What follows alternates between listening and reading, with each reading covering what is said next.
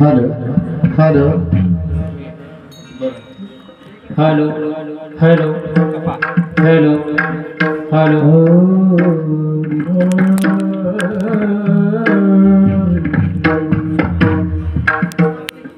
पुंडलिक वरदा हरी विठ्ठल श्री गुरु ज्ञानदेव तुकाराम पंढरीनाथ भगवान की जय माऊली ज्ञानेश्वर महाराज की जय पवन सुत हनुमान की जय हरी जय जय राम कृष्णा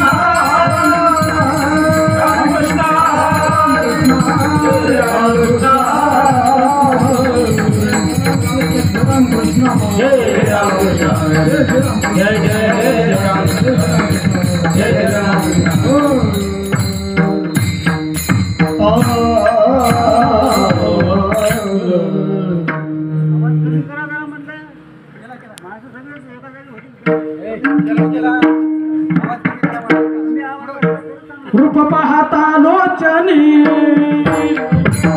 सुख झाले हो साजने सुख झाले हो साजने सुख झाले हो साजने रूप पाहता लोचनी सुख झाले हो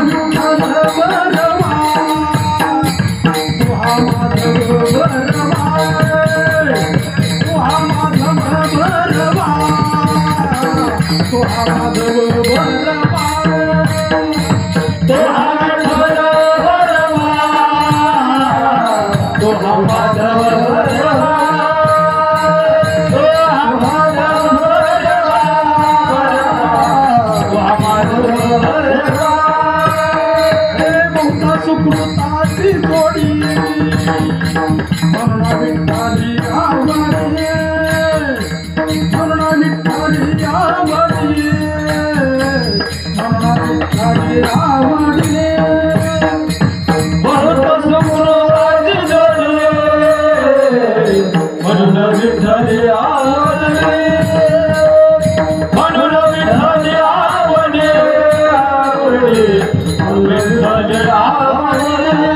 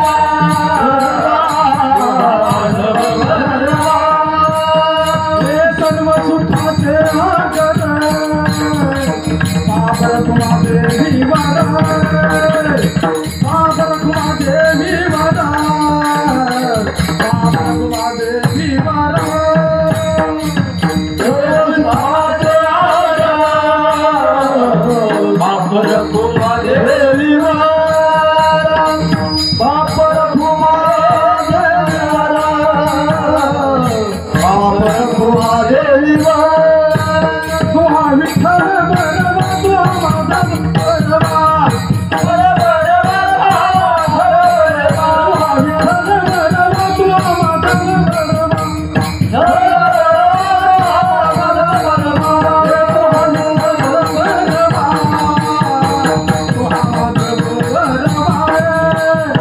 बरवा माधव बरवा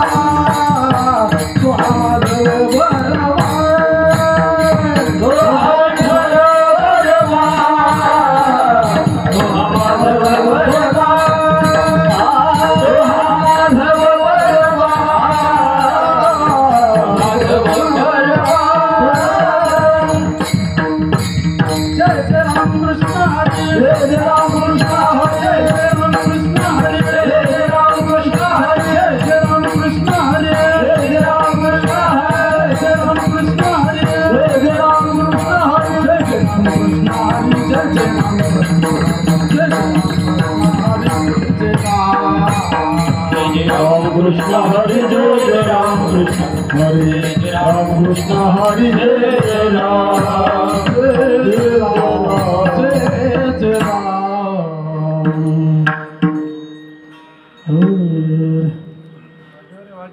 भ्रमधरी सिया देहाचा धरे या देहाचा भ्रमधरी सिया देहाचा ब्रह्म धरे या देहाचा विठ्ठल म्हणे कारे वाचा विठ्ठल म्हणे कारे वाचा विठ्ठल कारे वाचा विठ्ठल म्हणे कारे वाचा विठ्ठल म्हणे कारे वाचा विठ्ठल म्हणे कारे वाचा भ्रमधरी सिया देहाचा ब्रह्म धरे या देहाचा भ्रमधरी सिया देहाचा ब्रह्म धरे या देहाचा म्हणे कारे वाचा म्हणे कारे वाचा विठ्ठल म्हणे कारे वाचा विठ्ठल म्हणे कारे वाचा विठ्ठल म्हणे कारे वाचा म्हणे कारे वाचा अडून जाईल कलेवर जाईल कलेवर अडून जाईल कलेवर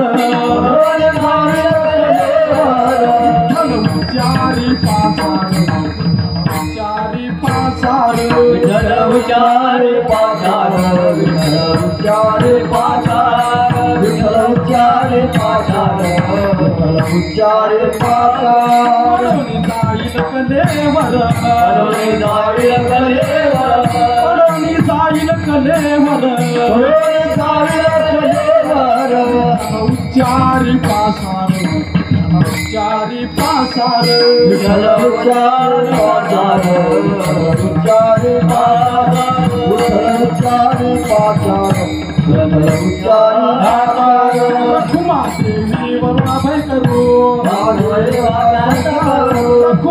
देवीवर भय करू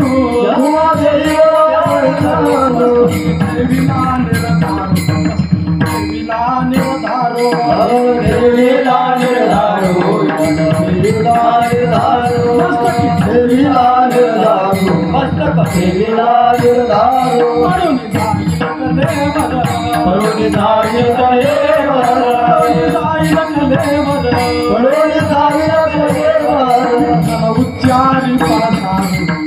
उच्चारी पासारो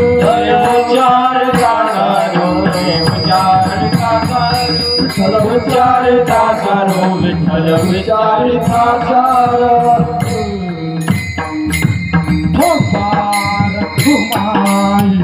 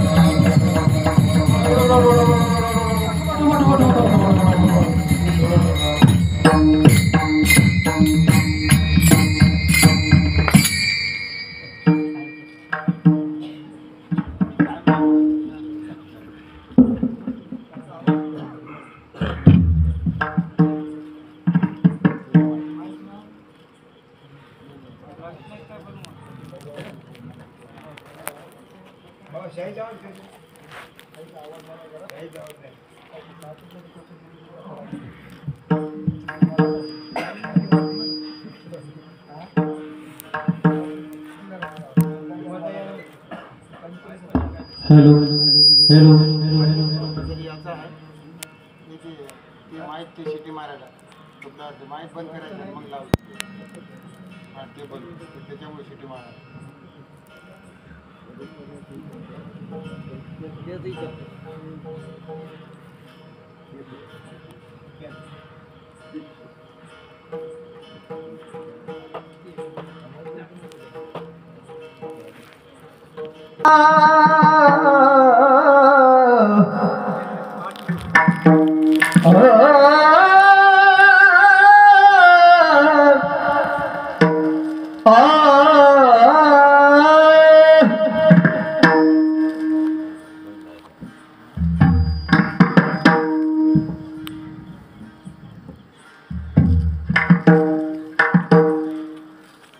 भ्रमधरी याद भ्रमधरी याद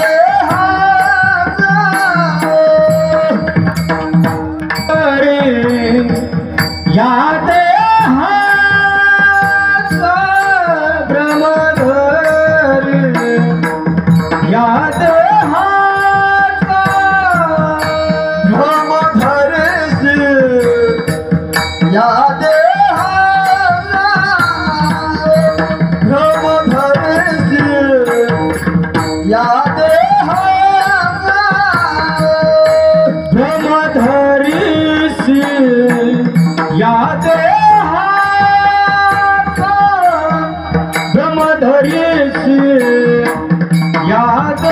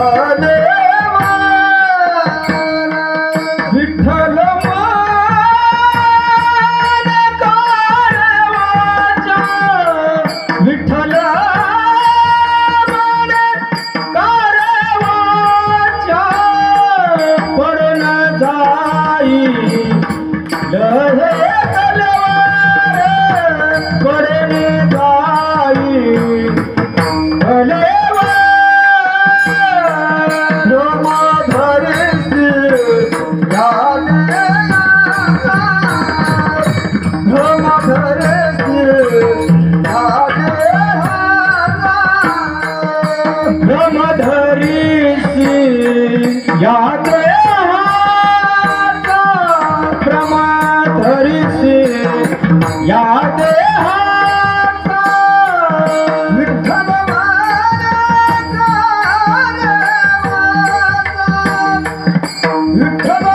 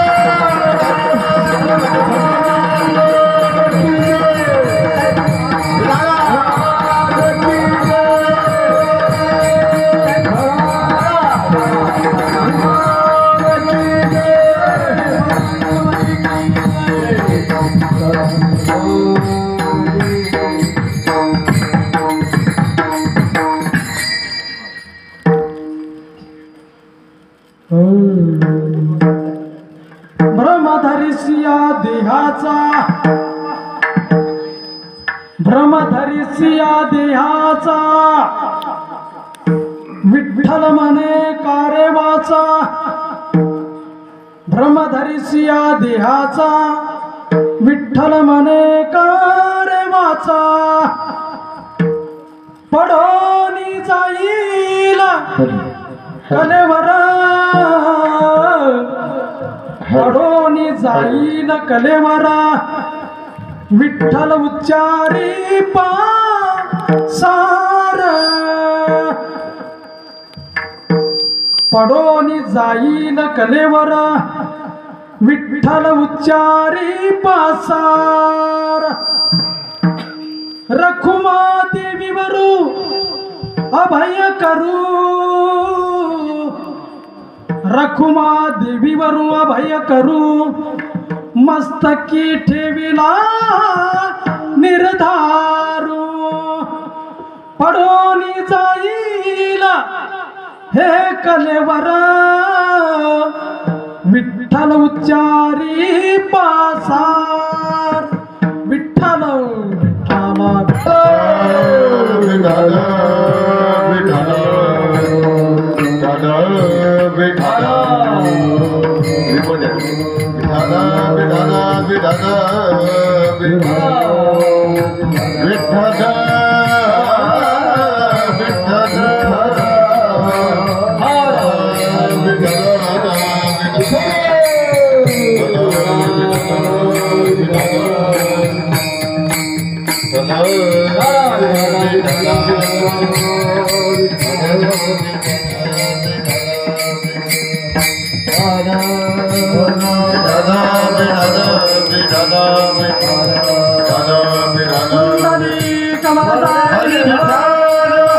श्री गुरु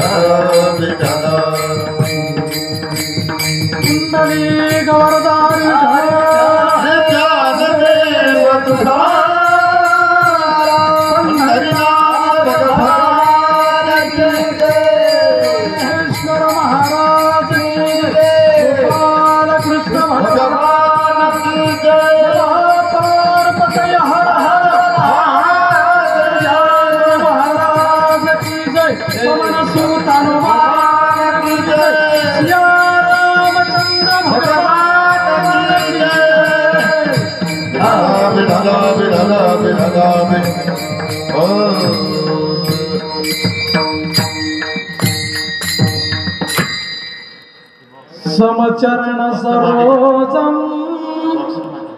सांद्रनिलाबुदावम जगननिहित पानी मंडनं मंडनानां तरुण तुलसीमाला कंदरं कंजनेत्रं सदयधवलासं विठ्ठलं चिन्तयामि महायोगपीठे तटे भीमरथ्यां वरं पुण्डरीकायो दातु मुनीन्द्रिः समागत्य तिष्ठन्तमानन्दकन्दं परब्रह्मलिङ्गं भज पांडुरंगा करो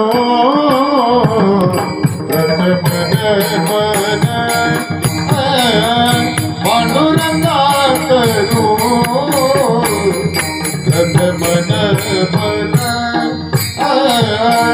पांडुरंगा करो पांडुरंगा करो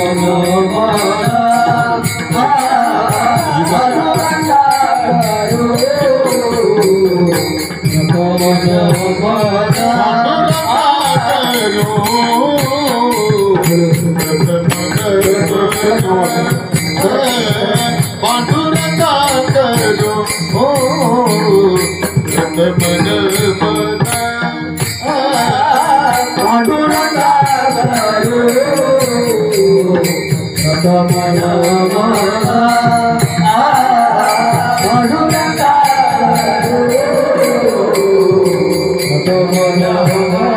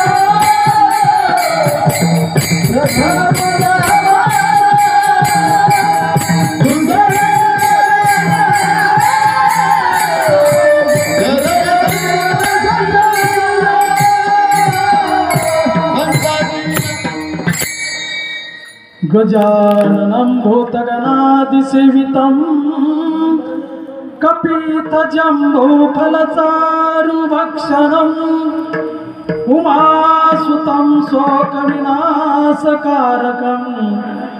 नमामि विघ्नेश्वर पादपङ्कजम् वक्रतुण्डमाकाय सूर्यकोटि समप्रभ निर्विघ्नं कुरु मे देव सर्वकार्यसु सर्वदा नमिला गणपती माऊली सारदा आता गुरुराया दंडवत शिवनामतयाने माझे क्रोध काम ओम नमो भगवती माता पार्वती तुझे स्वरूप लक्ष्मी सरस्वती धुमावती चंडमुंडधारिणी महिषासुरमर्दिनी ओंकार स्वरूपिणी तुझ नमो या कुंदेंदु तुषार हर धवला या शुभ्रवस्त्रावरता या वीणवर दंड मंडित करा या श्वेत पद्मासना या ब्रह्मच्युत शंकरा प्रभृती वीरदेव सदा वंदिता सामां पातु सरस्वती भगवती निशेष दाढ्यापा आत्मरूप गणेशाय तुझ नमो नमः घालवी भवभ्रम माझा तुझी आता नमो शारदा माता माहेश्वरी नमः तुझी माझी बुद्धी तुझी होई आता नमो गुरुराया शिवशक्ती स्वरूपा अज्ञान निवारी गुरुराया तोची आता नमो ब्रह्मा विष्णू महेश्वराय नमः तुझी माझी बुद्धी तुझी होई आता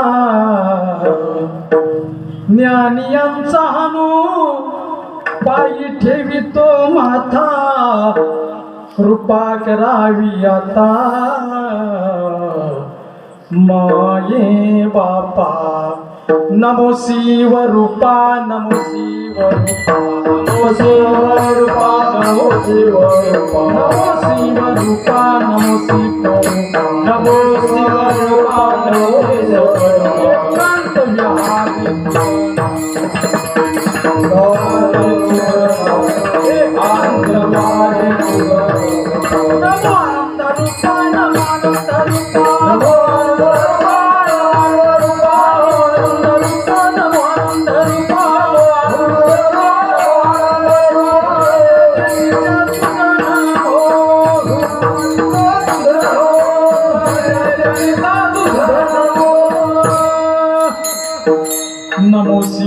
रूपा नमो शिवरूपा दुरल्या देशीच्या तुझं नमो नमो मदनांतका नमो मदनांतका काम जाडी अंतरीचा तुझं नमो ओम नमो ज्याद्या वेद प्रतिपाद्या जय जय स्वसुवेद्यात्मरूपा देवा तुझी गणेशू सकलार्थमती प्रकाशू मने निवृत्तीला सोधारी जोजी गुरुर ब्रह्मा गुरुर विष्णू गुरुर देवो महेश्वरा गुरुर साक्षात परब्रह्मा तस्मै श्री गुरवे नमः ओम नमो ज्ञानेश्वरा ओम नमो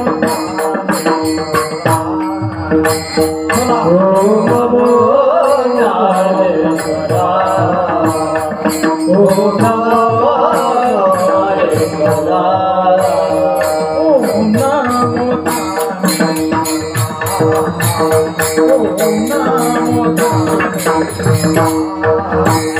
ओम नमो ज्ञानेश्वरा ओम नमो ज्ञानेश्वरा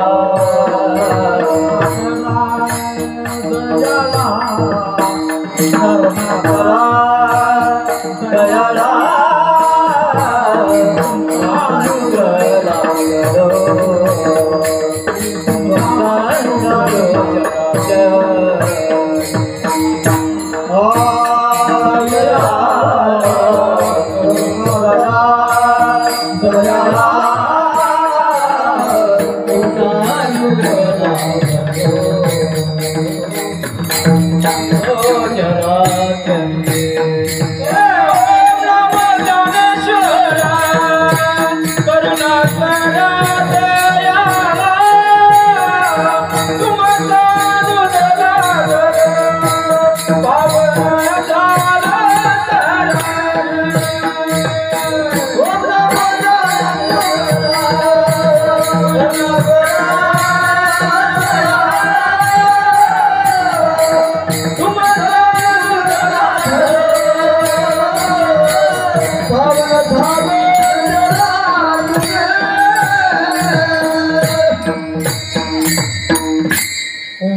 ज्ञानेश्वरा करुणा करा दयाळा तुमचा अनुग्रह लादलो पावन झालो चराचरी नमो ज्ञानेश्वरा निष्कलंका निवृत्ती उदारा सोपामेवा मुक्ताबाई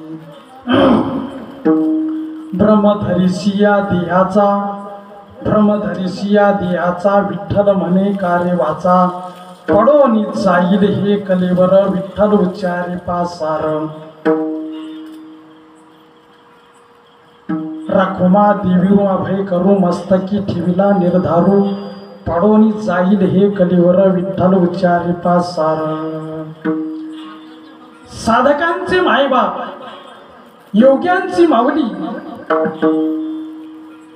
ज्ञानराज माऊली भगवान महाविष्णूचा अवतार भगवान ज्ञानोबाराया आणि भगवान ज्ञानोबारायांचा त्यांच्या गाठ्यातील असणारा नाम प्रकरणातील असणारा अभंग आणि हा 3 चरणाचा असून सेवेकरता निवडलेला आहे विठाला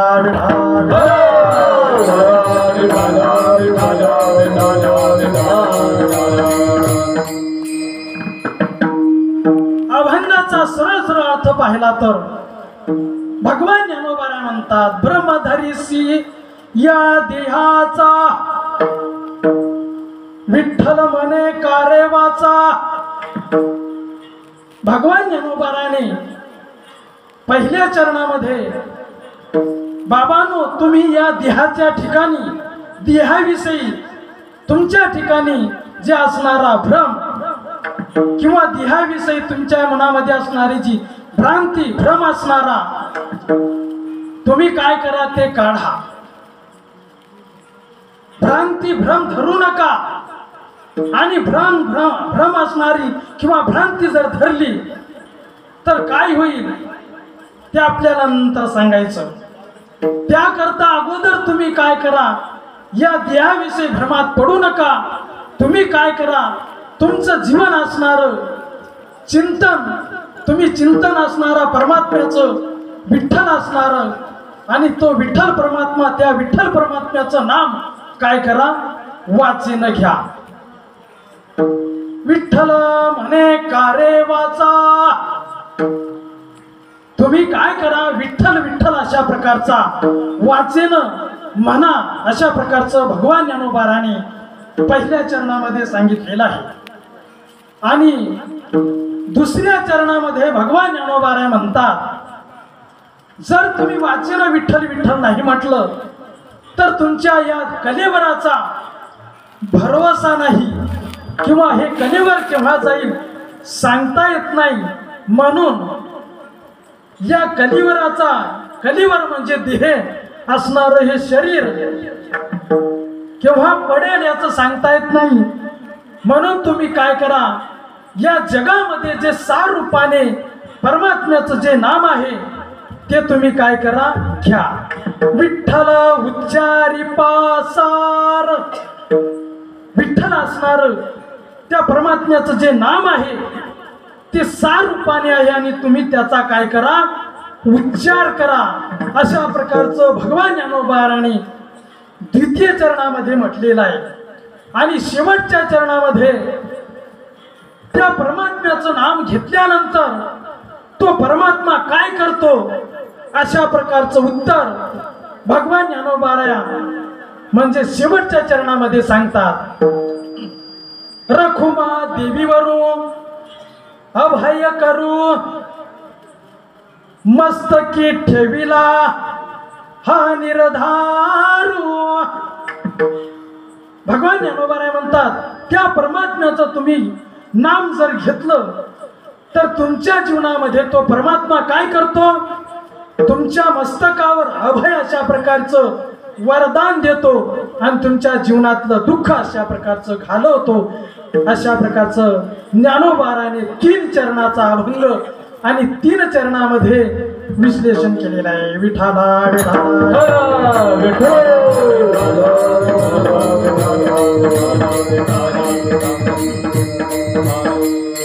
सेवेला सुरुवात करण्यापूर्वी थोडासा परिहार देणं अत्यंत गरजेचं आहे, महत्वाचं आहे. आमदरी हे गाव आणि आमदरी गावामध्ये असणारा हा अखंड हरिनाम सप्ताह आणि 43वं वर्ष. या 43व्या वर्षामध्ये आजचा हा अखंड हरिनाम सप्ताहाचा पहिला दिवस आणि पहिल्या दिवसाचं अशा प्रकारचं पहिल्या दिवसाची सेवा ग्रामस्थ मंडळी, गावकरी मंडळी यांनी निमंत्रित केलेलं आहे, आज्ञा दिलेली आहे. आणि महाराज म्हणले, तुम्ही हनुमंत महाराज तुम्ही काय म्हणले, कीर्तन करा, पहिल्या दिवसाची सेवा तुमच्याकडे आहे. अशा प्रकारचं सर्व ग्रामस्थ मंडळी, गावकरी मंडळीच्या वतीने या ठिकाणी त्यांच्या विनंतीला मान देऊन या ठिकाणी कीर्तन सेवेकरता मी उभा राहिलेलो आहे. खरं तर आमदरी हे गाव आपलं औंढा तालुक्यातील 20 किलोमीटर अंतरावर असणारं खेडेगाव आणि या खेडेगावामध्ये असणारं जवळजवळ 43 वर्षे हा मध्ये कोणत्याही प्रकारचा खंड नाही अशा प्रकारचा अखंड प्रतिवर्षी आणि चालत आलेला असणारा अखंड हरिनाम सप्ताह सर्व गावकरी मंडळी, ग्रामस्थ मंडळी यांच्या सहकार्यानुसार प्रतिवर्षी करत आहे. आणि म्हणून यंदाचं 43वं वर्ष आणि 43व्या वर्षामध्ये आपल्या गावातील असणारा हा अखंड हरिनाम सप्ताहानी चालू आजचा पहिला दिवस आणि पहिल्या दिवसाची सेवा माझ्या वाट्याला आलेले आहे. खरं तर आपलं गाव लहान आहे आणि आपल्या गावामध्ये असणारा 43 वर्षामध्ये जवळजवळ हा चालत आलेला सप्ताह म्हणजे हनुमंतरायाची कृपा आहे. हनुमंतरायाच्या कृपेने हा चालू आहे. म्हणून औंढा तालुका हिंगोली जिल्हा अशा प्रकारचं या हिंगोली जिल्ह्यातलं लहानसं खेडेगाव आणि या खेडेगावात असणारं सर्व या एका जुटीने असणारं हे गाव आणि या गावातील असणारा अखंड हरिनाम सप्ताह सर्व कार्यकर्ते मंडळी सर्व गावकरी मंडळीच्या वतीने चांगल्या प्रकारचा चालू आहे. म्हणून त्यांच्या विनंतीला मान देऊन या ठिकाणी मी सेवेला उभा राहिलेलो आहो. ज्याप्रमाणे भगवान ज्ञानोबाराया मला जशी बुद्धी देतील त्याप्रमाणे मी अभंग सोडवण्याचा प्रयत्न करणार आहो. आणि जसं माझ्या बुद्धीमध्ये भगवान ज्ञानोबाराया सद्गुरू जोग महाराज आणि परमपूज्य असणारे गुरुवर्य आपल्या गावामध्ये ज्यांचं मंदिर आहे असे श्री संत बसाजी महाराज दीक्षा गुरु अशा प्रकारचे जे माझे दीक्षा गुरु असणारे बसाजी महाराज आणि शिक्षा गुरु म्हणजे जोग महाराज. महाराज जगामध्ये अशा प्रकारचे दीक्षा गुरु आणि शिक्षा गुरु ज्याच्याकडे शिक्षण झालं ते म्हणजे जोग महाराज संस्थान वारकरी शिक्षण संस्था आळंदीकर अशा प्रकारचे जोग महाराज. आणि त्या जोग महाराज संस्थेमध्ये शिक्षण झालेले आणि त्या वारकरी शिक्षण संस्थेमध्ये असणारं म्हणजे ते शिक्षा गुरु आहेत. आणि ज्यांच्याकडे आळंदीला जाण्याच्या अगोदर ज्यांच्याकडे दीक्षा गेली दीक्षा घेतली ज्याने दीक्षा दिली अशा प्रकारे असणारे परमपूज्य गुरुवारी असणारे सद्गुरू बसाजी महाराज घुरक्याची वाडी या ठिकाणी त्यांचा जन्म आणि त्यांनी मला दीक्षा दिली. म्हणून त्यांचे असणारे उपकार फिटणार नाही अशा प्रकारचं आणि त्यांच्या कृपेनेच अशा प्रकारे सद्गुरू जोग महाराजांच्या कृपेने या ठिकाणी मी 4 शब्द वाकडे तिकडे का होईना या अभंगावर बोलण्याचा प्रयत्न करणार आहे. वास्तविक पाहिलं तर भगवान ज्ञानोबारायांचा अभंग आहे. महाराज ज्ञानोबारायांच्या अभंगावर बोलायला म्हणजे आपली तेवढी हिंमत नाही किंवा त्यांचं ज्ञानोबारायांचं मनोगत काय आहे ते आपल्याला सांगता येत नाही. तरी पण सुद्धा भगवान ज्ञानोबारायांच्या कृपेने भगवान तुकोबारायांच्या कृपेने पांडुरंग परमात्म्याच्या कृपेने आणि या ठिकाणी उभा राहिलेला आहो. तोडक्या मोडक्या शब्दामध्ये मी अभंगाचा आणि अर्थ करण्याचा प्रयत्न करणार आहे. वास्तविक तिथपर्यंत आपली बुद्धी पुरत नाही कारण ज्ञानोबाराय योगी आहेत आणि योगी असणारे भगवान ज्ञानोबारायांच्या योग्यांच्या मुखातून निघलेला अभंग आहे आणि तो त्याच्यावर आपल्याला सोडवायचं म्हणजे एखाद्या काय झालं सिंहा पुढं काय कोल्ह्यानं बडबड करणं आहे. विठाला विठाला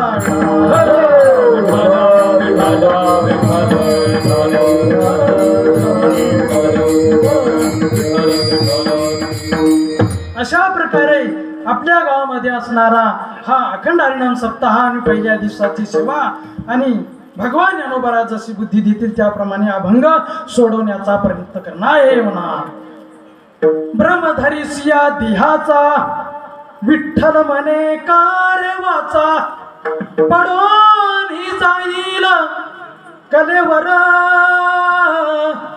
विठ्ठल उच्चारी पासार. महाराज प्रत्येक माणसाच्या ठिकाणी भ्रम आहे. महाराज भ्रांती आहे आणि ती भ्रांती कशामुळे होते. प्रत्येक माणसाच्या ठिकाणी भ्रांती होण्याचं कारण काय भ्रांती कशामुळे होते भ्रम निर्माण कशामुळे होतो अज्ञानामुळे होतो. महाराज प्रत्येकाच्या ठिकाणी अज्ञान आहे आणि अज्ञानामुळे माणसं भ्रमिष्ट होतात आणि ते अज्ञान जोपर्यंत जात नाही तोपर्यंत माणसाच्या ठिकाणी भ्रम तसाच राहतो. विठ्ठल विठ्ठल विठ्ठल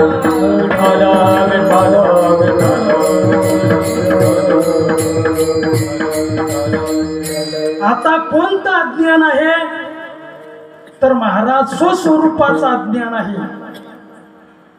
आपल्या ठिकाणी जे अज्ञान आहे ते आपल्या स्वस्वरूपाचं अज्ञान असल्यामुळं त्या अज्ञानामुळे तुम्हाला भ्रम झालाय. कशाविषयी भ्रम झाला देहाविषयी झाला. मग भ्रमाचे प्रकार किती महाराज महाराज मुख्य भ्रमाचे प्रकार 2 आहेत. शास्त्रामध्ये भ्रमाचे प्रकार 2 सांगितलेले आहेत. एक विसंवादी भ्रम आहे आणि दुसरा संवादी भ्रम आहे महाराज. संवादी भ्रम असणारा परमात्म्याकडे नेतो. संवादी भ्रम काय करतो? परमात्म्याकडे नेतो. आणि विसंवादी असणारा नरकाला नेतो. विठ्ठला विठ्ठला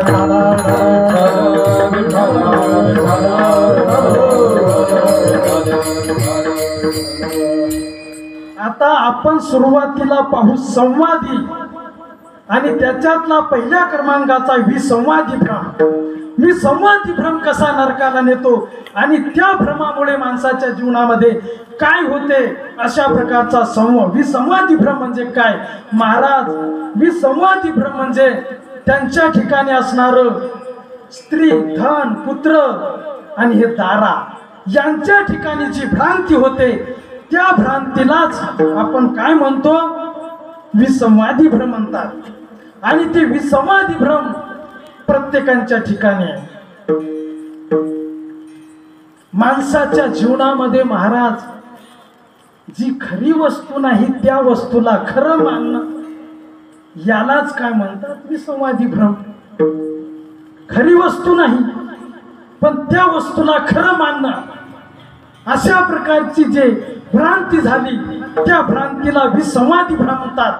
आता कशा प्रकारची होते याचा विचार करू. विठ्ठला विठ्ठला विठ्ठला विठ्ठला विठ्ठला विठ्ठला. पहिल्यांदा शास्त्रकाराने विसंवादीमध्ये स्त्री वापरला शब्द. स्त्री विषयी भ्रम कसा होतो महाराज? जगातल्या जेवढ्या स्त्रिया आहेत कडक कडक तेवढ्या माणसाला आणि त्या असणाऱ्या स्त्रीविषयी त्या असणाऱ्या आता स्त्री म्हणजे बाई, स्त्री म्हणजे पत्नी, स्त्री म्हणजे अशा प्रकारची कामिनी अनेक प्रकारची तिचे नाव आहेत. आणि तिच्याविषयी कसा भ्रम होतो महाराज? का भ्रम होतो महाराज? तिच्याविषयी भ्रम होण्याचे कारण आहे त्या स्त्रीच्या ठिकाणी रूपवान पहिला पदार्थ. रूप, तिचं रूप लावण्य सुंदर दिसल्यामुळे माणसाच्या ठिकाणी असा भ्रम निर्माण होतो की ही स्त्री सुंदर आहे आणि सुंदर असल्यामुळे त्या सुंदर कारणामुळे ती खरी आहे अशा प्रकारचा पहिला भ्रम होतो. विठ्ठला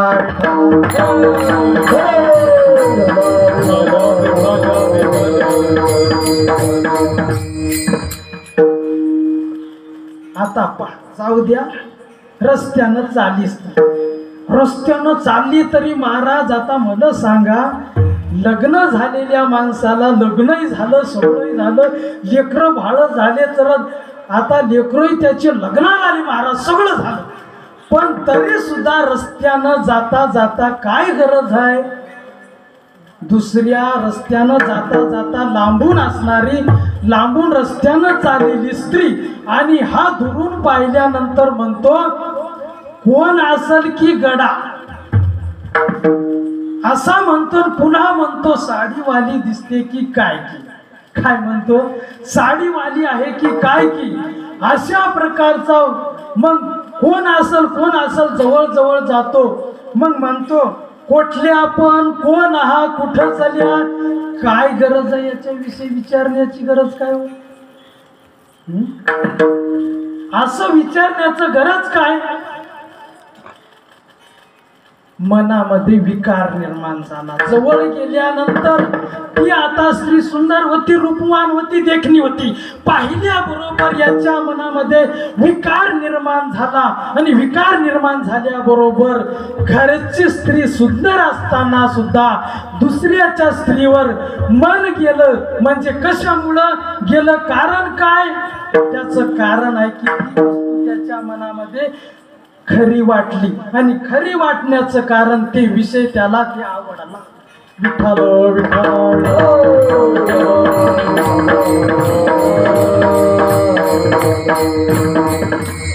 ते विषय त्याला आवडला आणि आवडल्यामुळं तो खरा आहे असं वाटून काय झालं महाराज?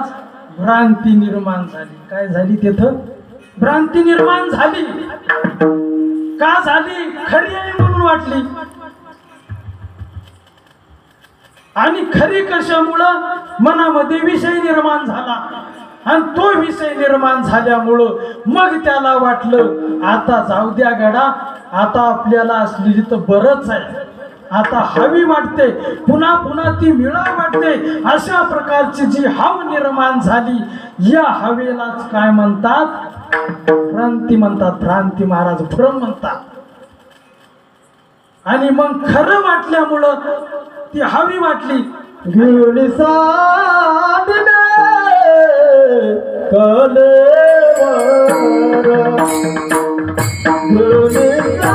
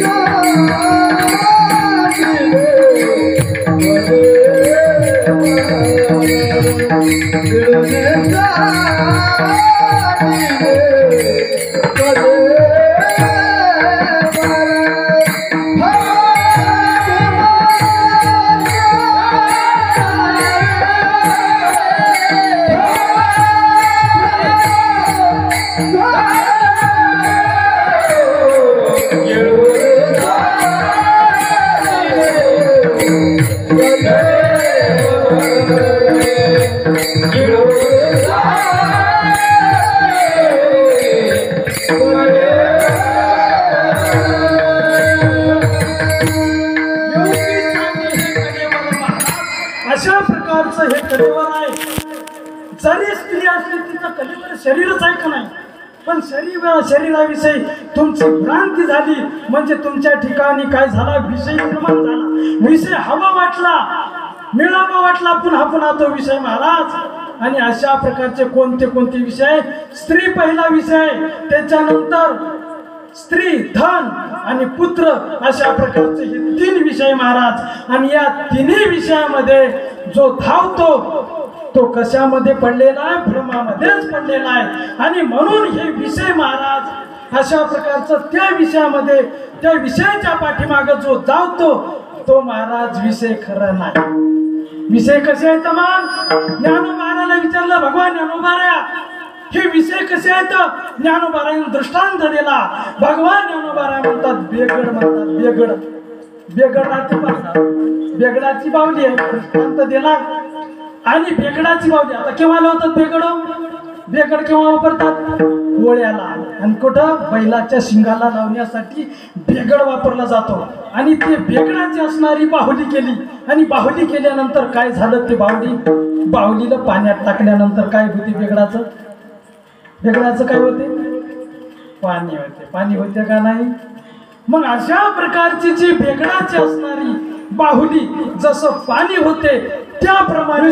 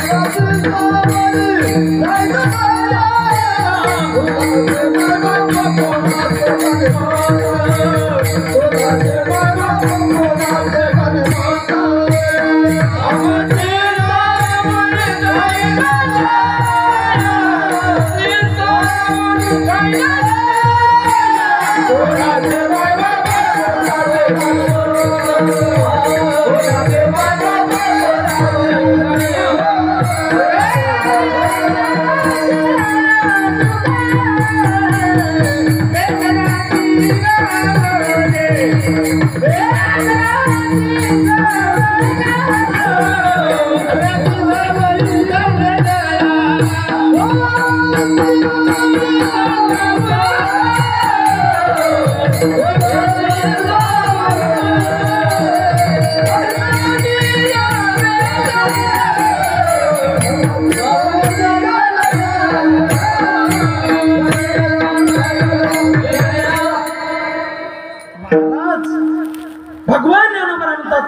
विषयाचे समसुख बेगडाची बाहुली अभराची सावली जाईन लया. महाराज विषय सुख म्हणतात त्याला. आणि विषयातलं सुख महाराज, आणि विषयातलं सुख हे किती दिवस टिकते महाराज? काही दिवस. आभ्र म्हणजे ढग आहे. ढगाची सावली किती वेळ राहते? ढगाची सावली, अहो ढग आला आणि कव्हा गेला ते पता लागत नाही. त्या ढगाची पडणारी जी सावली, एक जण म्हणला महाराज अहो काय म्हणला, ढगाची सावली आली, ढगाची सावली आली म्हणून त्या ढगाच्या सावली खाली बसला. बसू शकत ढगाची सावली निघूनही गेली. काय झाली? ढगाची सावली निघून गेली महाराज. जसे ढगाची सावली निघून जाते त्याप्रमाणे असणार विषयातलं सुख पाहता पाहता निघून जाते, पत्ता लागत नाही. म्हणून अशा प्रकारचं भगवान ज्ञानोबा म्हणतात बाबा विषयातलं सुख असणार आणि हे खरं नाही.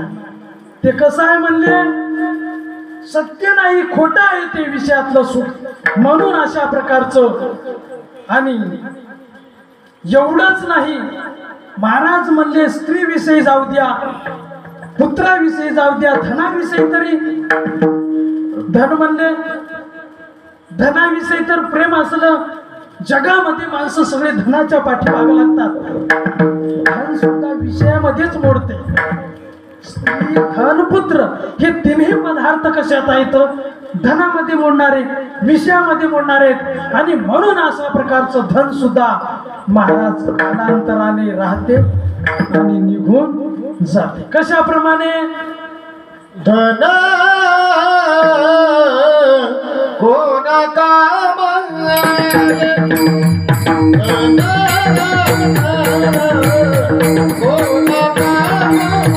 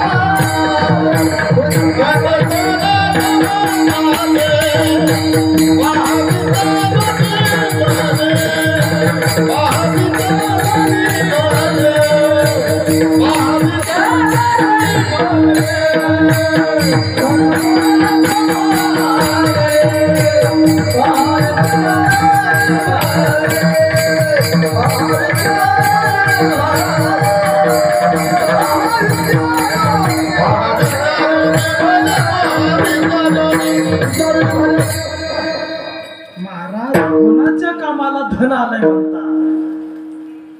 ज्याच्या भाग्यात आहे त्याच्याच कामाला आलं. आणि त्याचं भाग्य संपलं की धन गेलं महाराज. भाग्यानुसारच धन मिळते.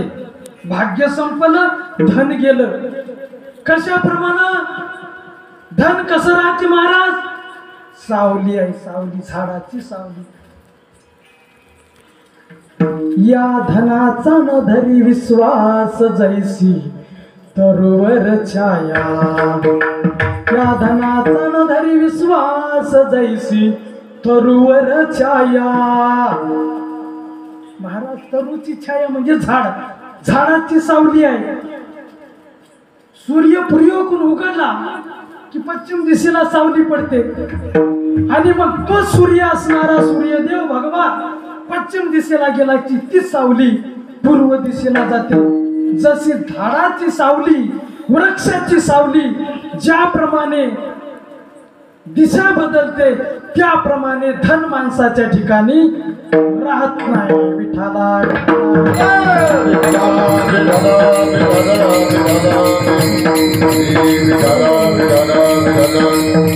म्हणून असणार धन, दारा आणि पुत्र हे सुद्धा विषय महाराज विसंवादी भ्रमामध्ये आहेत. आणि म्हणून याच्या पाठी तुम्ही आम्ही धावत लागलो, पळायला लागलो. आणि त्या पळत असल्यामुळं, त्या पळण्यामुळं काय झालं, आपण भ्रमिष्ट झालो, म्हणून दुःखामध्ये पडलो. विठाला विठाला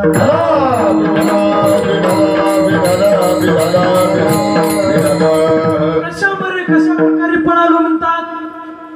मृग, हरण, त्या हरणाला वाटते मृगजळ असणार. मृगजळ म्हणजे उन्हाळ्याच्या दिवसामध्ये अशा लाह्या लख लख लख करतात आणि दुरून पाहते हरण. त्या हरणाला वाटते की बाबा आता काय तिकडं लांब असणार पाणी दिसायला काय की वाटते. म्हणून ते जसं जसं पळायला लागलं, जसं जसं पळायला लागलं, पुढं जसं पळत लागते जाते, ज्या ठिकाणी त्याला पाणी दिसत होतं त्या टेकड्यावर जाऊन पाहते तर तिथं पाणीच नाही महाराज.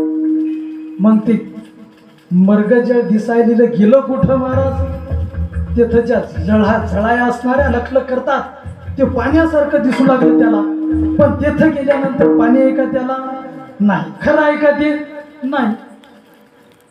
पण तिथपर्यंत जाण्याचा त्याचा जो श्रम झाला, जे दुःख झालं, तिथं गेल्यानंतर दुःख झालं का नाही. त्याप्रमाणे तुम्ही आम्ही सर्व विषयामध्ये सुख पाहालो आणि सुख पाहता पाहता जसं हरणाप्रमाणे त्या टेकड्यावर जाऊन दुःख भोगतो, त्याप्रमाणे धन, स्त्री आणि पुत्र यांच्या सुखामध्ये यांच्या पाठीमागं लागून आपल्याला वाटलं की स्त्री मिळाल्यानंतर सुख मिळते, किंवा स्त्रीपासून मुलगा झाला त्या मुलापासून सुख मिळते, किंवा धन मिळाल्यानंतर सुख मिळते. याच्या पाठीमागं धावत जातो आणि धावत गेल्यानंतर आपल्याला काय पदरात पडते, दुःखच पडते. विठाला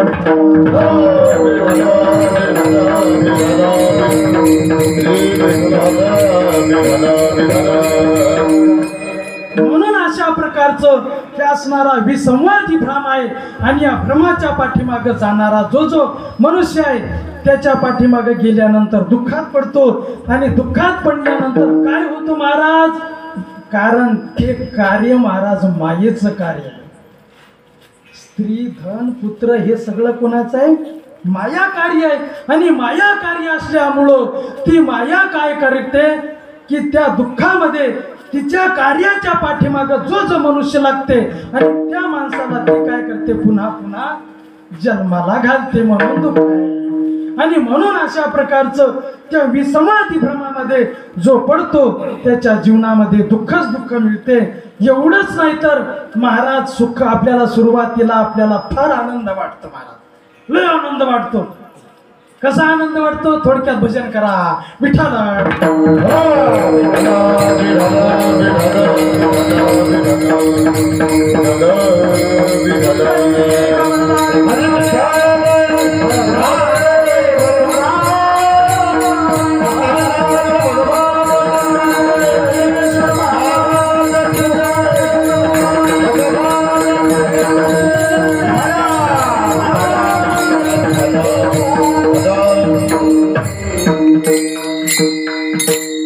कसा आनंद वाटतो लक्षात ये. तुमच्या दृष्टांत देतो म्हणजे कळल तुम्हाला. दोघं नवरा बायको आनंदात होते आणि आनंदाच्या भरामध्ये त्यांना एक मुलगा झाला. आता मुलगा झाल्यानंतर फार आनंद, फारच खुशी झाली. एवढ्या आनंदाच्या ती पहिल्यांदा होतच नव्हता. आणि झाल्यानंतर एवढ्या आनंदाच्या भरात मग त्याच काय लाडात फार आनंदाच्या भरात एकुलता एक मुलगा झालेला. आणि आनंदामध्ये मग काय डुलू लागले, काय त्याला सुख मग. पहिल्यांदा झाला नसल्यानंतर 10-12 वर्ष झालाच, पण झाला एकदा की एवढा आनंद गगनात मावतच नाही, एवढा आनंद आनंदाच्या भरात. मग त्याला वाटलं आता बरं आहे बाबा, आता काय नाही, आता धडपड करायची गरज नाही, इकडं तिकडं पळायची गरज नाही. मग त्यानं काय केलं, त्या मुलाला चांगल्या प्रकारचं संगोपन केलं, त्याचं पालन पोषण केलं आणि तो जसा जसा मोठा होऊ लागला त्याचे लाड फार पुरू लागला. आणि पुरत असताना फार मोठा झाला आणि मोठा झाल्यानंतर त्याला वाटलं आता आपल्या देहाचा काय भरोसा आहे, म्हणून आपण काय करावं, आपल्या मुलाचं काय करू, लग्न करून टाकू म्हणला. लग्न करू म्हणल्यानंतर मग त्याला सांगितलं, बाळ्या रे अरे म्हणला काय करावं म्हणला, आता माझी इच्छा आहे म्हणला, तू आता एकदा लग्न करून मोकळं व्हावं म्हणला, असं माझी इच्छा आहे. त्याला वाटलं बरंच आहे, म्हटलं आता बाबाच म्हणायला लग्न करा, आणि ते अगोदर ते इकडं तिकडं फिरतच होतं, कुठं फिरत होतं, टवाळ्या करायचं इकडं तिकडं फिरायचं. त्याला वाटलं बाप आपला लग्न तर करीच ना, पण आपणच एखादी भेटली तर हो कुठं, अशा प्रकारचं फिरू लागलं महाराज. ते बापाला वाटलं हे काय आपल्या तोंडाला काळं लावते की काय की कोणाला ठोक, म्हणून याला एखादी पाहिलेली बरं आहे. मग बापच गेला पाहण्याकरता, पाहिली त्यानं आणि सांगितलं, बाळ्या म्हणला अरे म्हणला तुला मुलगी पाहिलेली आहे, पसंत आमच्या पडलेली आहे, पण नेमकं आमची इच्छा आहे म्हणला, तू गेल्यानंतर आम्हा पुढचा ठराव करू म्हणले. बरोबर म्हणले. मग म्हणले तुझा म्हणले पाहायला जा म्हणल्यावर हे गेलं पाहायला. गेल्यानंतर मग आता पाहिल्यानंतर आता पोरगी यानं पाहिली महाराज, रूपवान, सुंदर, देखणी, लावण्यवती अशा प्रकारची मुलगी पाहिली त्यानं. आणि पाहिल्यानंतर त्याला आनंद झाला, त्याला वाटलं आता काही हरकत नाही म्हणा, बाबाची आज्ञा आहे. मग आला घरी, बाबाला सांगितलं, बाबा मुलगी पाहिलेली आहे, माझ्या पसंत पडलेली आहे म्हणले. मग आता काहीच नाही म्हणलं, आता जुळवायचं करा म्हणले. म्हणजे ठीक आहे म्हणले. पूर्वीच्या काळात महाराज हुंडी नव्हती, पूर्वीच्या काळात नव्हती, आताच्या काळामध्ये आता सांगायची सोय राहिली नाही. मग मुलीला हुंडा द्यावा लागत होता पूर्वीच्या काळामध्ये. मग ठरलं म्हणले, मग काय म्हणले, आता लग्न नवरदेवाकडे नाही तर मग नवरीकडे. म्हणले बाबा म्हणजे आपल्याकडेच लग्न ठेवू म्हणले. मग लग्न नवरदेवाकडे ठेवायचं ठरलं. ठरल्यानंतर महाराज आता तो लग्नाचा थाटच असते. मग त्याला आता पोरगी ज्या दिवशी पाहिली का त्या दिवसापासून मोबाईल कशाची पूर्वीच्या काळामध्ये त्याला वाटलं केव्हा पाहू की पुन्हा बाबाला म्हणायचं, बाबा जाऊ का मी एकदा सासरवाडीला जाऊ का. अरे म्हणला गजड्या म्हणला आता लग्नाच्या अगोदरच असतात म्हणला, अगोदरच पाहतात असता मला, एकदा पाहिली बस झाली म्हणला, आता नाही जायचं म्हणला. बघ म्हणला आता काय कर म्हणला, आता लग्न झाल्यानंतर मग तुझ्या जवळ येणारच आहे पाहायला. बरोबर म्हणला, ठीक आहे म्हणला. मग काय झालं महाराज, आता लग्नाची सुरुवात झाली, लग्न नवरदेवाकडे ठेवून घेतलं. मग थाटामाटात लग्नाची सुरुवात झाल्यानंतर आता काय तिथं लग्न. मग त्या ठिकाणी आता नवरीला अशा चांगल्या प्रकारचं सजवल्यानंतर पूर्वीच्या नवरी अशा होत्या महाराज की त्या नवरी काय करायच्या, पडदा झाकून घ्यायच्या, चेहरा अजिबात उघडा ठेवायचा नाही. आताच्या काळामध्ये पदर खांद्यावरी, आता आहे का नाही, ठुमकत चाली ही गवळण अन पदर खांद्यावरी. आता सगळ्या महाराज पदर खांद्यावर म्हणण्यापेक्षा पदरच नाही म्हणा. विठ्ठल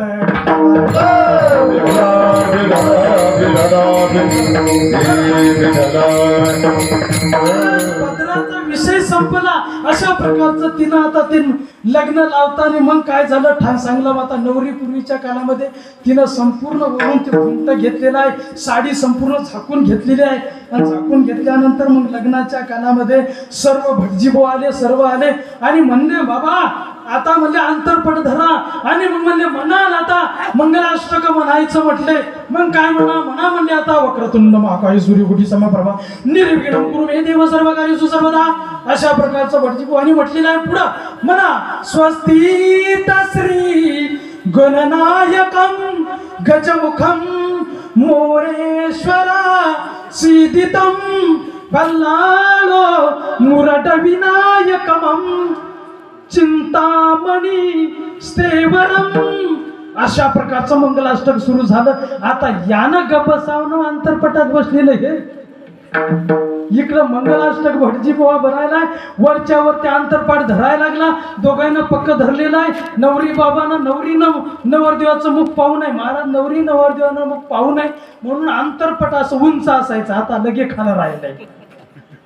अंतरपाठ कुठं होतं? दोघांच्या मधोमधी अंतरपाठ म्हणजे ते असणारा रुमाल म्हणा, उपरणं म्हणा, ते कितपर्यंत असायचं? नवरी नवरदेवाच्या उंच असायला पाहिजे, जेणेकरून नवरी नवरदेवानं एकूण एकाचं मुख पाहू नये म्हणून. ह्याच्या प्रकारचं. आता ह्या बाबाला कुठं दम पडायला लागला, हे पुन्हा पुन्हा त्याला हे करायला लागला, डवचायला लागला. केव्हा पाहू की तिचं मुख, केव्हा पाहू की तिचं मुख. भटजी बुवा म्हणाले, अहो नवरदेव बाबा, अहो थांबा, तिचं मुख पाहू नका, मुख पाहू नये नवरीचं, म्हणून थांबायला लागला. वरच्यावर मंगलाष्टक म्हणायला लागला. एवढ्यामध्ये कसं तरी मंगलाष्टक म्हणून मोकळा झाला. झाल्यानंतर गडबड घाई भटजी बुवा म्हणले, बाबा आता काय करा, नवरी बाई तुम्ही हार घाला. काही परत नवरदेवच हार घालते. महाराज नवरीने अगोदर नवरदेवाला हार घातला पाहिजे. रामानं अगोदर हार घातला का? सीतामाईनं हार घातला? हो, कोण घातला कोणाला हार? सीतामाईने रामप्रभूला हार घातला अगोदर, लक्ष्मीने महाविष्णूला हार घातला. तसं नवरीने अगोदर नवरदेवाला हार घालणं अत्यंत गरजेचं आहे.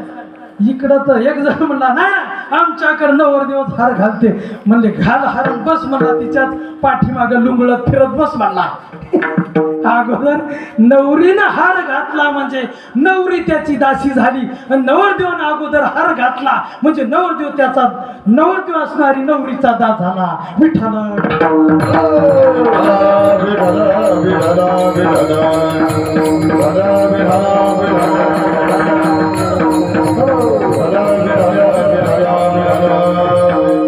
म्हणून अशा प्रकारचा हार कोणाकोणाला घालावा. अगोदर नवरीनं घालणं. अहो एवढं आपण पिक्चर मध्ये पाहतो तरी अजून माणसं ध्यानावर नाही. तर का ध्यानावर कोणाला हार घालायचे सुद्धा कळत नाही. महाराज नवरीनं जर हार नवरदेवाला हार घातला तर नवरी कायमस्वरूपी नवरदेवाची दास्यत्व करते, दासी रूपानं राहते. आणि नवरदेवानं अगोदर त्या काळामध्ये नवरदेवानंच नवरीला हार जर घातला तर नवरदेवाला नवरीचं दास्यत्व, मग सगळेच कामं करावं लागतात. विठाला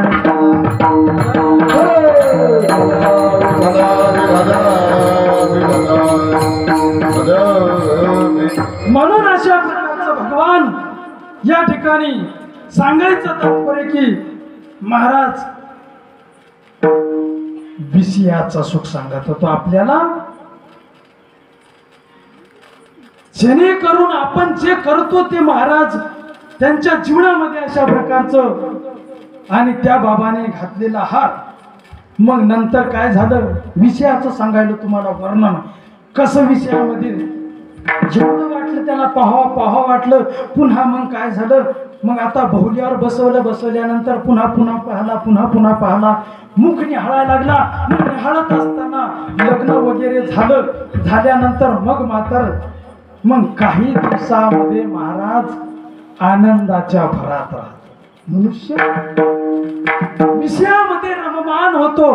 काही दिवस रममान झाला आणि मग काही कालांतरानं त्याच विषयामध्ये जिचं त्याला सारखं मुख पाहा वाटत होतं, कधी पाहू अशा सारखं वाटत होतं, तिचंच मुख असणारं 2 वर्षाला पाहू वाटायला गेलं. काय झालं? पाहू वाटायला गेलं. बाप म्हणला, काय रे म्हणला, आता काय झालं रे म्हणला. त्या लग्नामध्ये म्हणला पुन्हा पडदा काढायला, पुन्हा पाहायला. आता पाय की म्हणला तू या संगच आहे की रे म्हणला, काय फरक पडायला नाही म्हणला. बाबा म्हणला आता पाहू वाटतं ना म्हणला. का म्हणून? आता पाहिलं की म्हणला आठ्याच पटल्या तर म्हणला आता काही खरं वाटतं ना म्हणला. तिचे डोळे पाहून तर मला वाटतं की लांब पळावं की काय की वाटते म्हणला. अशा प्रकारचं तिचं मुख म्हणला आणि तिचे डोळे पाहूनच घाय भरायलो. अशा प्रकारचं मग मात्र तिच्याविषयी प्रेम कमी झालं. का झालं महाराज? आता विषयामध्ये गोडीच राहिली नाही महाराज. रोज असणार बुंदी खायल्यावर का आता चव राहते का त्याच्यात? चवच राहत नाही. काय म्हणतात रोजही खालो. राहिली का गोडी? प्रेम नाही राहिलं. तशा प्रकारची जी असणारी जिच्यासाठी धडपड करत होता, तिचं मुख रोज पाहण्यासाठी प्रयत्न करत होता, ती रोजही जवळ असून आता तिच्या मुखाची इच्छा राहिली नाही. मग राहिली कोणाची? मुलाची. त्याला वाटलं मुलगा व्हावं. मुलगा झाला आणि तिच्याविषयी जे प्रेम असणारं मुलावर गेलं महाराज. आणि मुलगा जसा त्यांचा मुलगा मोठा झाला, त्या मुलाचंही प्रेम कमी होऊन, स्त्रीविषयी प्रेम कमी होऊन तो काय गेला? नातवंडावर गेला. म्हणजे एका ठिकाणी राहिलं का त्याचं प्रेम? एका ठिकाणी त्या विषयाच्या ठिकाणी राहिलं का? असं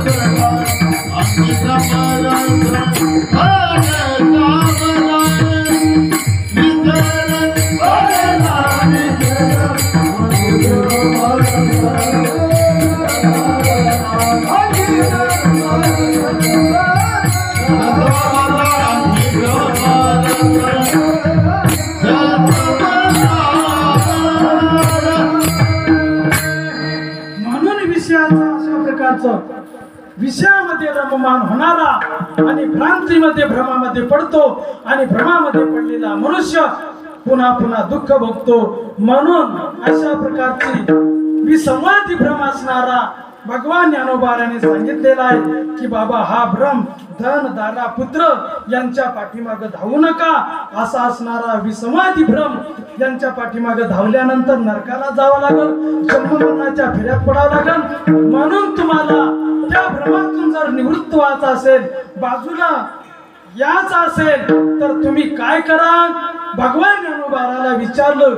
म्हणून भगवान ज्ञानोबाराने अशा प्रकारचं माणसाच्या जीवनामध्ये त्या भ्रमातून त्यांना बाजूला काढण्यासाठी असणारा दुसरा भ्रम असणारा तोही भ्रमच आहे, परंतु त्या भ्रमाने मनुष्याचा उद्धार होतो.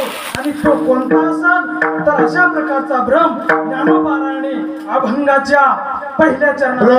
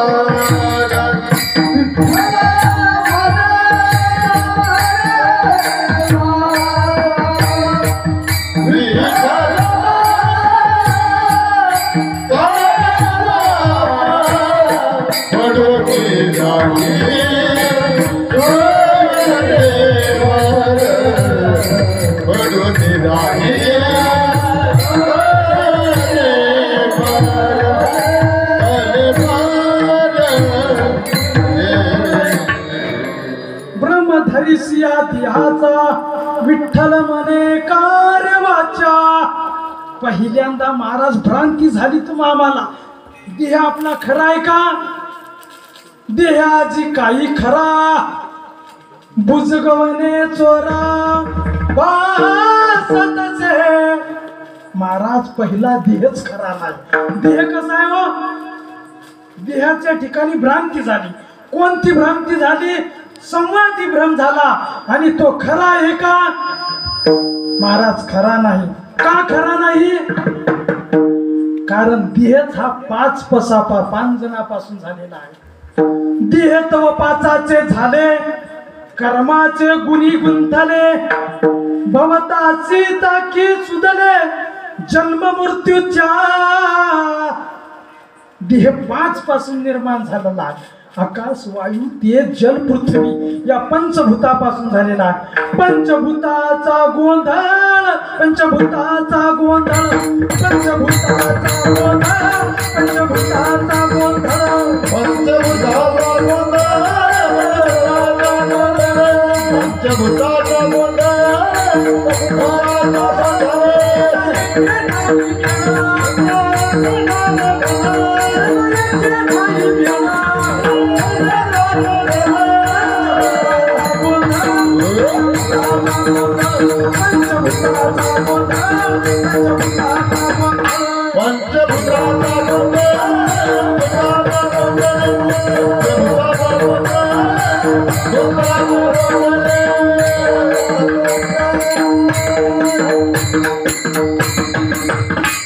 महाराज अशा प्रकारचं 5 भूताचा गोंधळ आहे.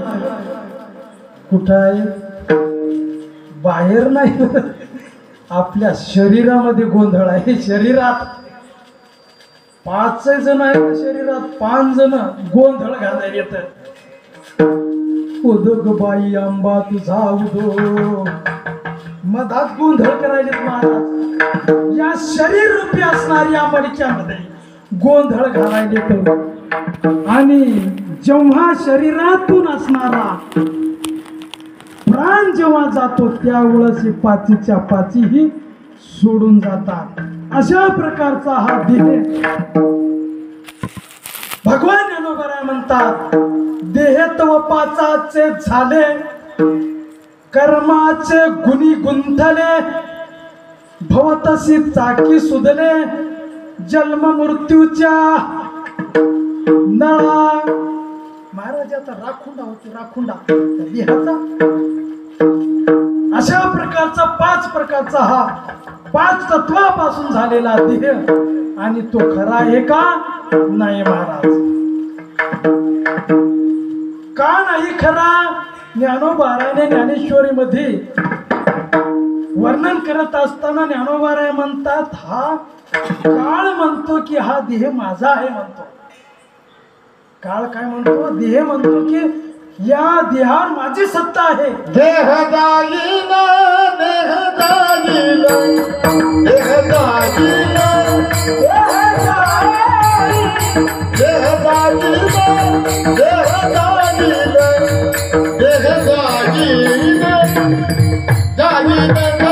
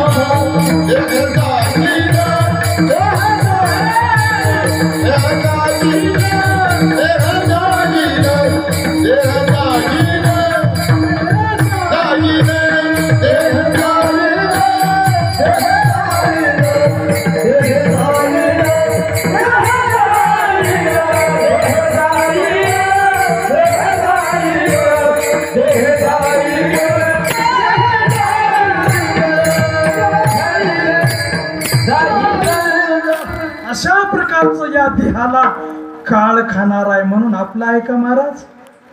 आपला नाही. काळाचा देह आहे, काळाच्या तावडीत जाणार आहे. या देहाला काळ खाणार आहे. तरी सुद्धा आपण आपल्या देहाला खरंच मानायला लागलो की माझा देह आहे, माझं शरीर आहे, मी शरीराचा धनी आहे, मी शरीराचा मालक आहे. अशा प्रकारची काय झाली आपल्याला भ्रांती झाली, भ्रम झाला महाराज. आणि तो भ्रम दूर करण्यासाठी आपल्याला काय करावं लागल? देवाचं भजन करावं लागल, त्या पांडुरंग परमात्म्याचं नामचिंतन करावं लागल. म्हणून ज्ञानोबा म्हणू लागले, बाबा अरे तुम्ही या देहाच्या ठिकाणी का भ्रांतीत पडला, का भ्रमिष्ट झाला? तुमची या देहाच्या ठिकाणी सत्ता नाही, तुमच्या हातातलाही नाही. तुम्ही त्याचं पालन पोषणही केलं तरी तुम्ही त्याला किती दिवस जपून ठेवू शकत नाही.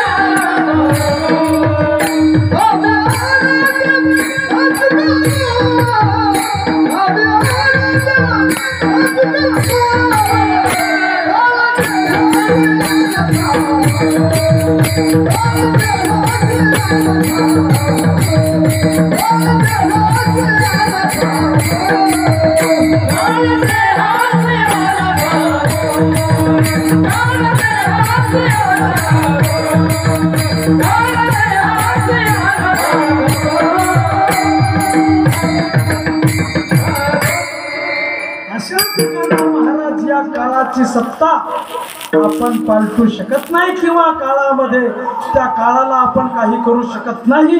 म्हणून देह असणारा काळ खात असतो, काळाच्या तावडीत जातो.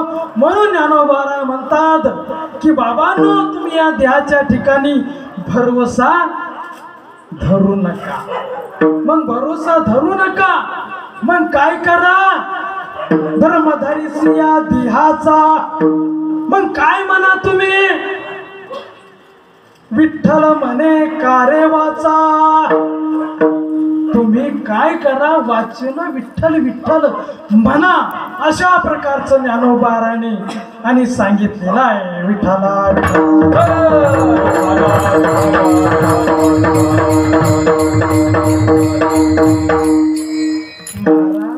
भगवान ज्ञानोबाराया वाचन विठ्ठल म्हणतात. विठ्ठल विठ्ठल म्हणा तुम्ही. विठ्ठल विठ्ठल म्हणा, विठ्ठल म्हणा. कारे वाचा काय शब्द वापरला महाराज? भगवान ज्ञानोबा का म्हणत ना तुम्ही? का म्हणत ना तुम्ही? तुम्ही काय तुमच्याकडे काय वाणी नाही, काय मुख नाही, नेमकं तुम्हाला का तोंड आहे का नाही? दुसऱ्या भाषेत नातराहाकडे गेलं की नातरायाला विचारलं, नातरायानं तर तोंड सोडूनच बोलले. नातराया एवढे बोलले की सांगायची सोय नाही. नातराया म्हणतात का बाबा, अरे तुमच्या तोंडाला काय तुझ्या आईला काय कळत नाही का? कुठे गेली तू यायला ते? हा हरिपाठात त्याचं वर्णन केले नातरायानं. काय माय गेली होती भूतापासी, हरी न हे मुखाची. अरे मुढा, अरे मूर्खा. मुढा म्हणजे मूर्खा. तुम्ही माय कुठे गेली म्हणते बा. नातराया काय म्हणला? ज्ञानोबारा फक्त गव्हारा म्हणतात. बरं, गव्हारा म्हणजे मूर्खच आहे, पण कळत नाही शब्द. पण नातरा म्हणतात मुढा मूर्खा. अरे तुला काय देवाचं नाव घ्यायला काय लाज वाटते काय? तुझी आई काय भूतापाशी गेलती का? काय घेत नाही? का शब्द वापरला? काय माये गेली होती भूतापाशी, हरी नये मुखासी. अरे मुढा. आणि तेच ज्ञानोबा म्हणतात, सांगतो तुम्हासी भजरे विठ्ठला, सांगतो तुम्हासी भजरे विठ्ठला.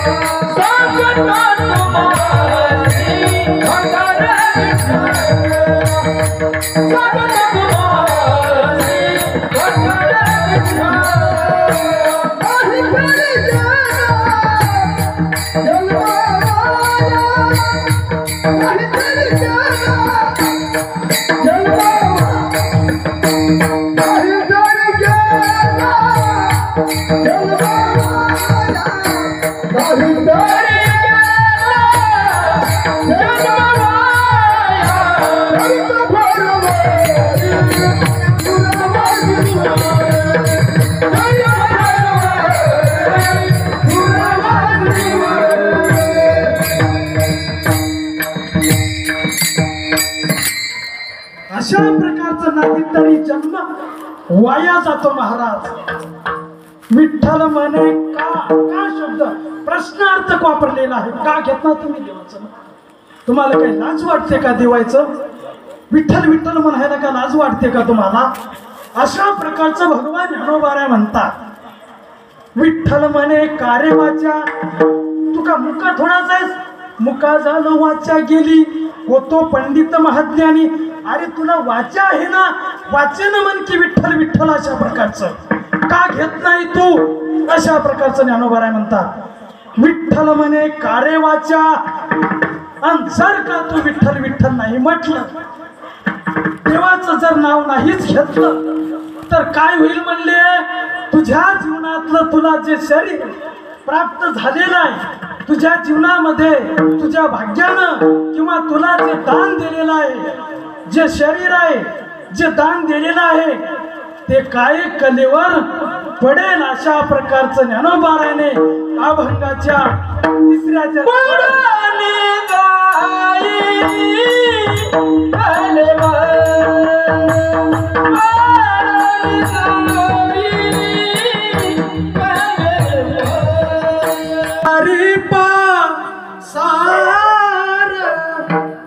भगवान ज्ञानोबाराय म्हणतात बाबा तुझं कलेवर, कलेवर शब्दाचा अर्थ शरीर आहे, कलेवर म्हटलेला याला. आणि भगवान ज्ञानोबाराय म्हणतात की बाबा हे साधन तुला प्राप्त झालेलं आहे. साध्याची प्राप्ती करण्यासाठी हे साधन तुला दिलेलं आहे. कोण दिलं? देवानं दिलेलं आहे. देवाने हात पाय अशा प्रकारचं हे साधन रूपी इंद्रिय देवानं दिलेली आहेत. म्हणून हे कलेवर पडून जाण्याच्या अगोदर तू काय कर?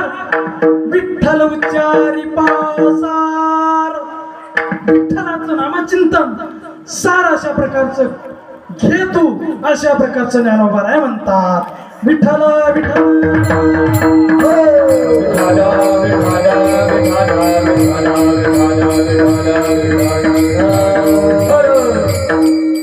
महाराज खरं तर हा शरीर देवाने आपल्याला काय दान दिलंय? दिले इंद्रिये हात पाय कान डोळे मुख बोलाया वचन जने तू जोडसी नारायण नाशे पण भवरोग. दिले इंद्रिये हात पाय कान. महाराज देवानं शरीर दान दिले आपल्याला. कशासाठी दिलंय? त्याचं भजन करण्यासाठी दिलेलं आहे. का विषय भोगण्यासाठी दिलेला आहे? का संपत्ती कमावण्यासाठी दिलेला आहे? देह दिला भजना गोपाला, देह दिला भजना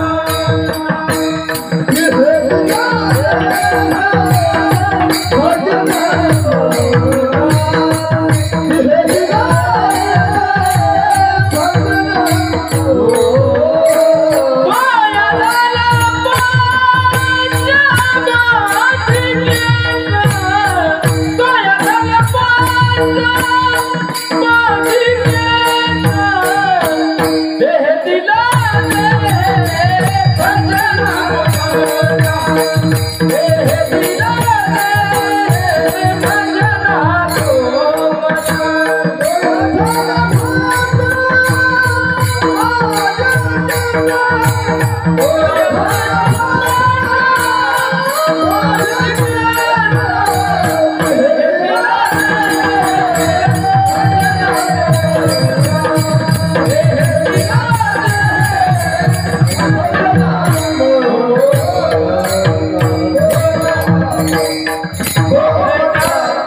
अशा प्रकारचा भगवान परमात्म्यानं आपल्याला ध्येय दिला महाराज. कशासाठी? केवळ भगवान परमात्म्याचं भजन करण्यासाठी हा ध्येय दिलेला आहे. म्हणून तुम्ही हे कलेवर पडण्याच्या अगोदर काय करा? भगवान ज्ञानोबा म्हणतात, बाबा तुम्ही काय करा? विठ्ठल उच्चारी पासार. त्या भगवान परमात्म्याचं विठ्ठल हे नाम असणार आणि ते सार आहे. सगळ्या नामामध्ये नाम हे श्रेष्ठ आहे आणि सार आहे. म्हणून तुम्ही काय करा? ते तुम्ही सार उच्चार करा आणि उच्चार केल्यानंतर तुमच्या जीवनामध्ये अघटित अशा प्रकारचं फल प्राप्त मिळते. विठ्ठला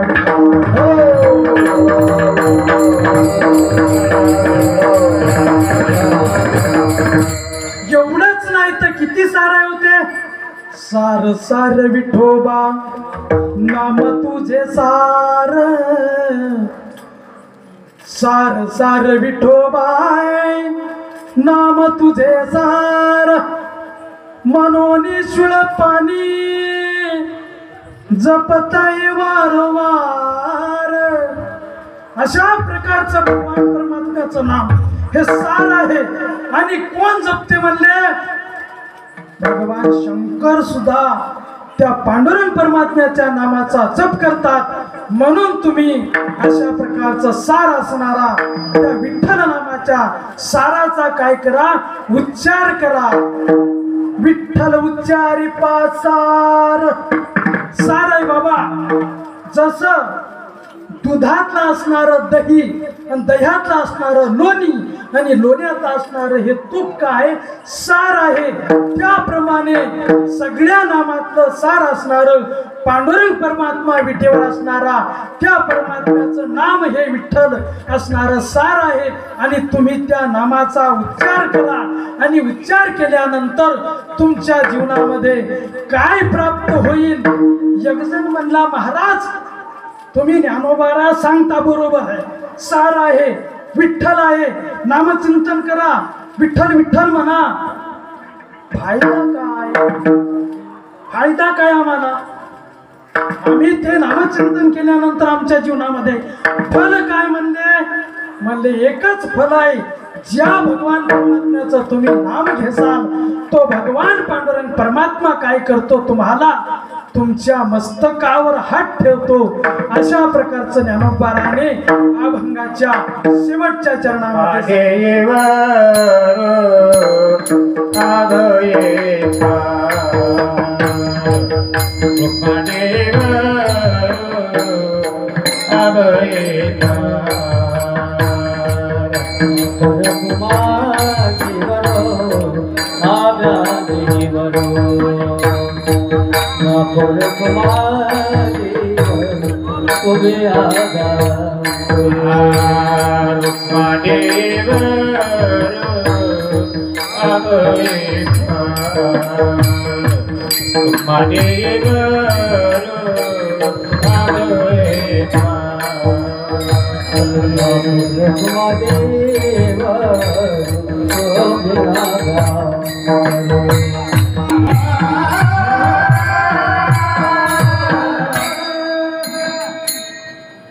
रखुमा देवी वरो अभय करो मस्तकी ठेविला निर्धारू. अशा प्रकारचं भगवान ज्ञानोबा म्हणतात, बाबांनो त्या परमात्म्याचं असणारं नाम घेतल्यानंतर तो काय करतो? भगवान परमात्मा अभय देतो.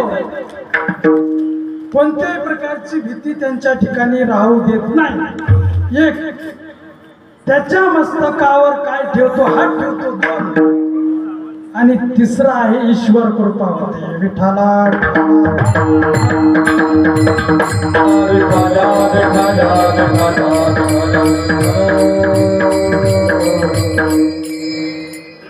कारण स्वतः भगवान परमात्मा अशा प्रकारचा जो नाम घेतो त्या भक्ताला काय करतो, स्वतःच देव काय होतो, त्याचा गुरु होतो. आणि स्वतः गुरु होऊन त्या नामचिंतनामुळे, त्याच्या नामचिंतनामुळे त्याला आपला शिष्य करतो. आणि शिष्य करून त्याला ज्ञानाचा अमृत, अशा प्रकारचा ज्ञानाचा बोध परमात्मा देतो आणि त्याचा उद्धार करतो. अशा प्रकारचा देव करतो. म्हणून ज्ञानोबा म्हणतात, रखुमा देवीवरू अभय करू, मस्तकी ठेविला निर्धारू. माझ्या विठोबाचा कैसा प्रेम भाव, आपणची देव होय गुरु. स्वतः देव त्याचा गुरु होतो आणि गुरु झाल्यानंतर देव काय करतो, त्याला आत्मज्ञान अशा प्रकारचं देतो. आत्मज्ञान त्याला प्रदान करतो आणि ज्ञान दिल्यानंतर तो मुक्त होतो. अशा प्रकारचं देव त्या नामचिंतना करता, नाम घेणाऱ्या भक्ता करता देव हे करतो. अशा प्रकारचं ज्ञानोबा म्हणतात. म्हणून तुम्ही त्या परमात्म्याचं नामचिंतन केल्यानंतर तुमच्या जीवनामध्ये स्वतः भगवान परमात्मा अशा प्रकारचं त्यांच्या जीवनामध्ये ज्ञानाचं अमृत पाजतो. केव्हा तर जेव्हा परमात्म्याचं नाम विठ्ठल विठ्ठल म्हणाल तेव्हा. तर म्हणून सर्वांनी एकदा टाळ्या वाजून भगवान परमात्म्याचं विठोबा रखमाई भजन करायचं. विठोबा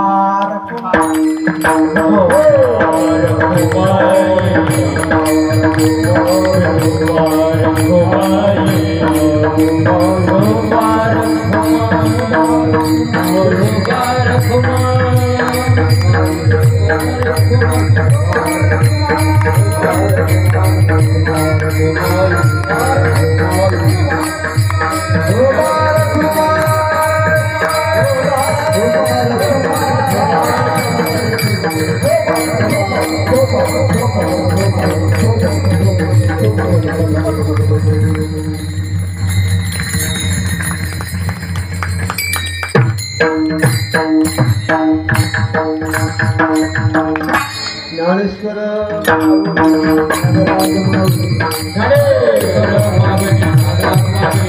हरे